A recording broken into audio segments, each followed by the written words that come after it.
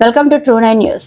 Janasena party Paderu assembly Araku parliament incharge doctor Vampuru Gangulaiah సమక్షంలో జనసేన పార్టీలో చేరిన యువ నాయకుడు కూడా రామకృష్ణ లోతుగెడ్డ జంక్షన్ గ్రామ యువత.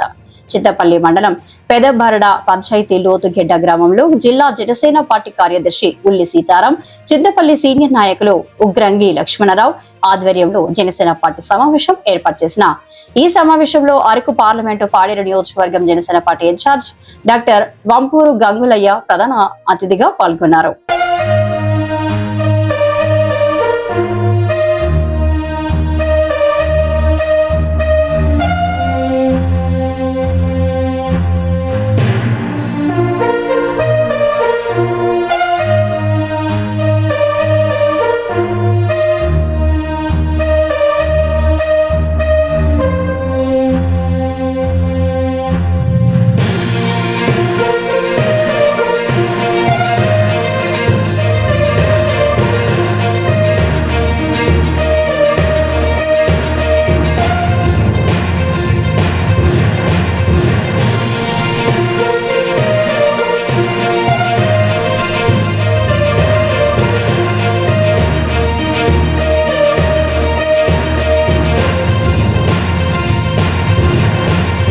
ఎన్నికల సభ అరకులో హామీ ఇచ్చి ఉన్నారు. జీవన్ నంబర్ 3 పునరుద్ధరించడమా ప్రత్యామ్నాయ ఏర్పాట్లు చేయడం అనే దాని మీద ఆ దిశగానే మరి ఈ రోజు రాష్ట్ర రాజధానిలో సాంకేతిక పరమైన సమస్యలు రాకుండా, భవిష్యత్తులో మళ్ళీ అటువంటి ఇబ్బందులు రాకుండా ఏ రకంగా చేస్తే గిరిజన నిరుద్యోగ యువతకు భద్రత ఉంటుందో, ఏ రకంగా దాన్ని మరి తయారు చేయగలిగితే భవిష్యత్తులో ఆటంకం లేకుండా ఉంటుందో అనే దాని మీద సుదీర్ఘంగా న్యాయ నిపుణుల ద్వారా మరి ఈ రోజు చర్చిస్తున్న విషయాన్ని మనం గుర్తించుకోవాలి.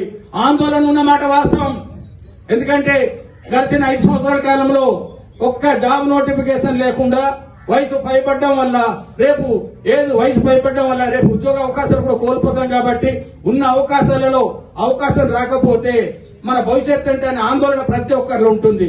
ఆ ఆందోళనలో భాగంగా ఈ రోజు గిరిజన ప్రాంతంలో అనేక మంది ఆందోళన చేస్తున్నారు. వాళ్ళ ఆందోళన మేము అర్థం చేసుకుంటాం. నిన్నే గిరిజన సంక్షేమ శాఖ మంత్రి గారితో కూడా మాట్లాడడం జరిగింది.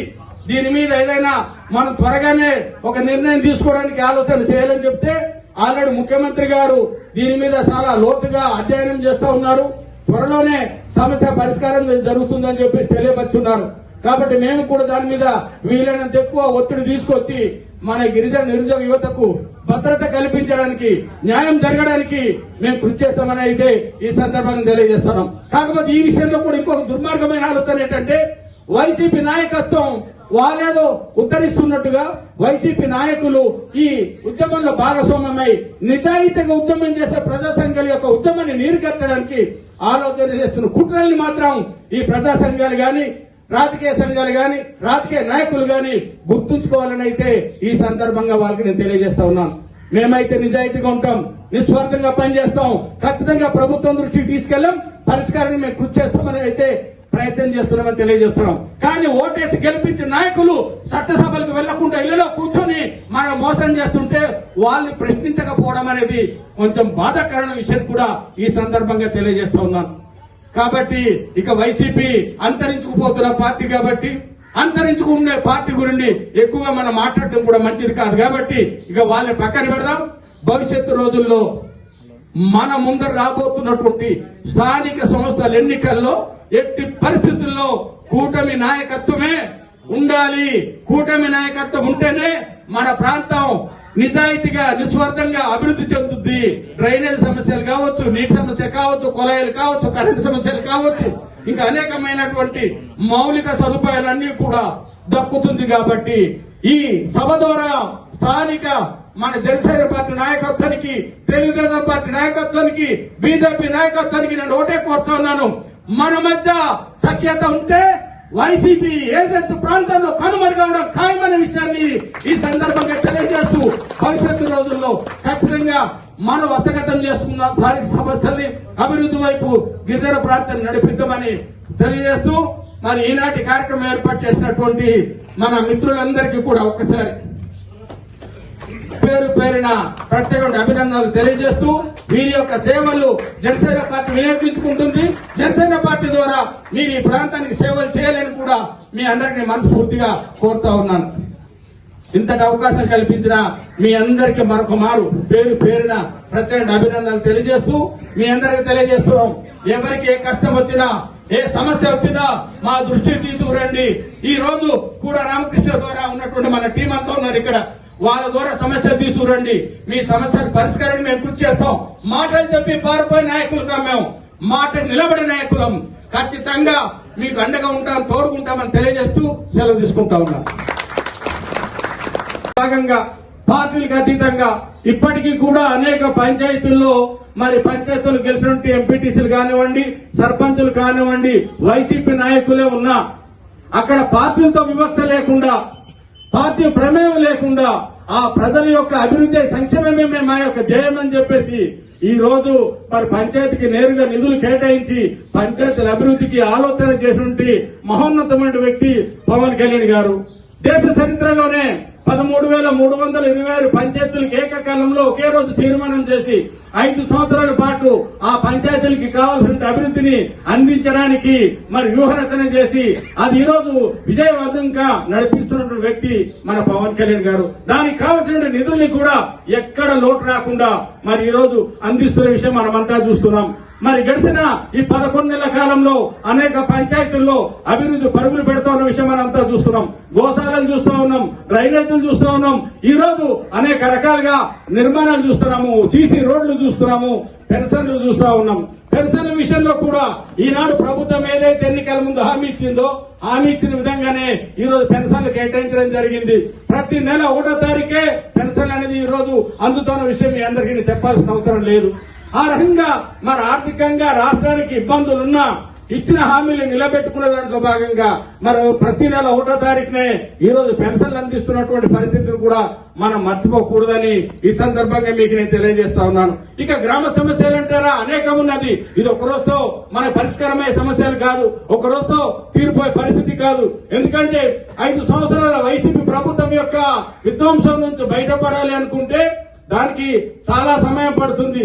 ఈ రోజు దాకా కూడా వైసీపీ నాయకత్వాన్ని రాష్ట్ర ప్రజానీకమంతా తిరస్కరించినప్పటికీ మన దౌర్భాగ్యం, మన దరిద్రం అనుకోవాలి. ఈనాడు అరకు పాడేరు నియోజకవర్గాల్లో వైసీపీ అభ్యర్థులకు గెలిపిస్తే ఆ వైసీపీ అభ్యర్థులు అసెంబ్లీ సమావేశాలకు వెళ్ళరాలి. ఎక్కడ చట్టసభలకు హాజరై కనీసం ఈ ప్రాంతం తరఫున ఓటేసిన ప్రజలకి సమాధానం చెప్పే పద్ధతిలో అక్కడ గొంతు వినిపించే ప్రయత్నం చేయరు. ఈ రోజు సభలకు వెళ్లారు కానీ రోడ్ల మీదకి వచ్చి మాకేదో అన్యాయం జరిగిపోతుంది, మా ప్రజలకేదో మేము ఉద్ధరించాలి అన్నట్టు స్టేట్మెంట్లు ఇచ్చి ప్రజలకు ఇంకా మోసం చేయడానికి ఆలోచన చేస్తున్న దగులుబాజీ నాయకత్వాన్ని ఈనాడు మనం చూస్తా ఉన్నాం. ఆ నాయకులు మరి గతంలో చేసిన మోసాలు, నేరాలు, ఘోరాలు, పాపాలు ఇంకా మనం మర్చిపోలేదనే విషయాన్ని ఈ సందర్భంగా మీకు చెప్పాలి. నేను ఆనాడు జీవో నెంబర్ 3 పోవడానికి, నిరుద్యోగులు ఈ రోజు రోడ్డెక్కడానికి, నిరుద్యోగుల యొక్క జీవితాలు చిన్న భిన్నమైపోవడానికి ప్రధానమైనటువంటి కారణం వైసీపీ ప్రభుత్వం. ఆనాడు వైసీపీ ప్రభుత్వమే కనుక సుప్రీంకోర్టులో సక్రమమైన వాదనలు వినిపించి ఉంటే ఆనాడే ఈ జీవో నెంబర్ కొట్టువేయబడి ఉండేది కాదు. జీవో నెంబర్ 3 కొట్టువేయబడ్డ తర్వాత ఆనాడు పూర్తి స్థాయి అధికారులు ఉన్నటువంటి వైసీపీ ప్రభుత్వం దాని మీద కనీసం పల్లెత్తి మాట్లాడటం లేదు. మన గిరిజన ప్రాంతం నుంచి నాయకత్వం చేసే వ్యక్తులు ఎవరు కూడా దాని మీద నోరెత్తి మాట్లాడటం లేదు. అసలు మేము గిరిజనులే కామనే పద్ధతిలో వ్యవహరించి అధికారమే మాకు పరమావధి, మా సంపాదనే లక్ష్యం తప్పిస్తే జాతి ప్రయోజనం మాకు ముఖ్యం కాదని చెప్పేసి ఆలోచన చేసిన వ్యక్తులు ఈనాడు పాడేరు, అరకు నియోజకవర్గంలో ప్రాతినిధ్యం వహించడం నిజంగా ఈ రోజు గిరిజన ప్రజలకి అవమానకరమైన విషయం అయితే ఖచ్చితంగా ఈ సందర్భంగా మీకు తెలియజేయాల్సిన అవసరం ఉన్నది. ఆ రకంగా మన ఆలోచన చేసేటప్పుడు అనేక విషయాల్లో మనం ఆలోచన చేయాలి. ఎప్పుడైనా వైసీపీ అధికారంలో 5 సంవత్సరాల కాలంలో అభివృద్ధికి శంకుస్థాపన చేసిన కార్యక్రమాలు చూసామా? ప్రారంభోత్సవం జరిగిన సందర్భం చూసామా? అటువంటిది ఏమీ లేదు.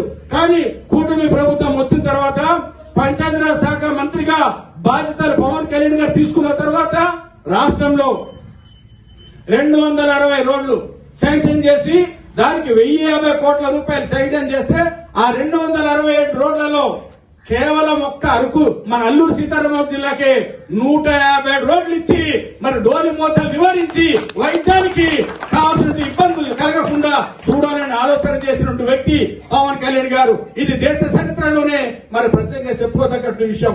మరి మారుమూల గ్రామాలకి లింక్ రోడ్లు లేక, వైద్య సదుపాయం అందక, రవాణా సదుపాయం లేక, తల్లి బిడ్డల మరణాలు, ప్రసవాలకి ఉండేటువంటి సమస్యలు, అనేక రకాల ఇబ్బందులు ఉండేది. అటువంటి ఇబ్బందులను గుర్తించిన పవన్ కళ్యాణ్ గారు మరి ఒక్క అల్లూరు సీతారామరాజు జిల్లాకే 150 రోడ్లకి ఒకే రోజు మన అరకు పర్యటన వచ్చిన సందర్భంగా శంకుస్థాపన చేసిన సందర్భాన్ని ఈ సందర్భంగా మనం మర్చిపోవచ్చు. ఇటువంటి చరిత్ర ఏనాడు గిరిజన ప్రాంతం నుంచి ప్రాతినిధ్యం వహించినటువంటి ఏ ఒక్క నాయకుడు కూడా చేసిన చరిత్ర లేదనే విషయాన్ని మనం గుర్తుంచుకోవాలని కూడా మీకు ఈ సందర్భంగా తెలియజేస్తాం.